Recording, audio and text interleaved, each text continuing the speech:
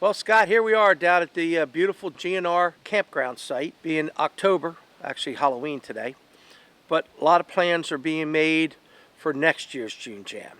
Scott, you were a big part of providing for us triple rail turn through your sponsor, MOT Roofing, and our sponsor.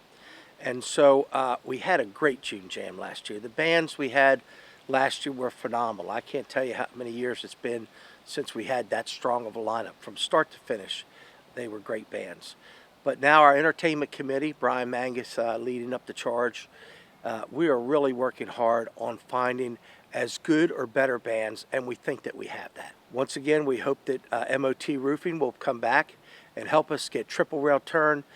To say that they're one of the best bands on the East Coast, I don't know if that really covers it. They do great songs, they do country, they do rock. They're great performers, 4 lead singers in the band, Scott.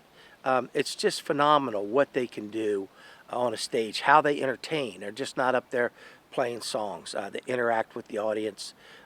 Thanks to our friends at Mid-South Audio, we had tremendous sound, great lighting system, and a first-class operation. And somehow, with the help of triple rail turn, we're going to try to even blow the roof off of what we did last year. So I spoke to them already. They're like, okay, Bob, we're up for it. We don't know what we're going to do, but we're going to step it up another notch if that's possible. So we have them.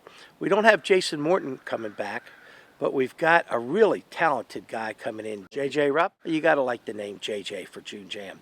But JJ has headlined some multi-band events for the Bottle and Cork and Rusty Rudder people.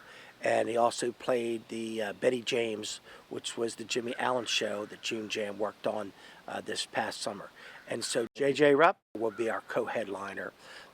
As you know, Scott, you've talked to them. We've also got the 440 band coming back. And then from that point on, we wanted to go ahead and see if we could go and put some new folks into the lineup. So we were able to get a band that you went up, actually, Scott, did some video work for us. Fat Mez out of New Jersey. Young guys doing 80s music, 70s music. 4 guys can sing, a really talented band. So we hope to put 7 or 8 great bands up this year. Our event is scheduled for June 11th. What's so special about that, Scott, is we now think, we've been looking for 9 months. We think we're the longest running rock music festival held continuously in the United States, not just in Delaware, not on the East Coast. We can't find anybody. 99% of concerts were not held in the COVID year, in 2020. We were able, with the help of a lot of great sponsors and staff members, to hold a really nice June Jam in October, this time of year, in October, and we were able to have the June Jam, which makes us a continuous event, and we think the longest one in the country. We can't find anything. I saw one the other day. It was the Kerrville Music Festival, 48 years. Well, I thought, geez, they've got us. But when I looked, sorry, we weren't able to have it in 2020. So I thought, okay, well, you're off the list. And so at 44, we think we're the longest in there. We're very proud of that. If we're not the longest, certainly we're one of the longest. And so we hope the streak will continue. We're continuing to do upgrades and do things to make it a better experience for the members that come. And this may be your year. If you haven't attended the June Jam, this may be your year to give it a shot.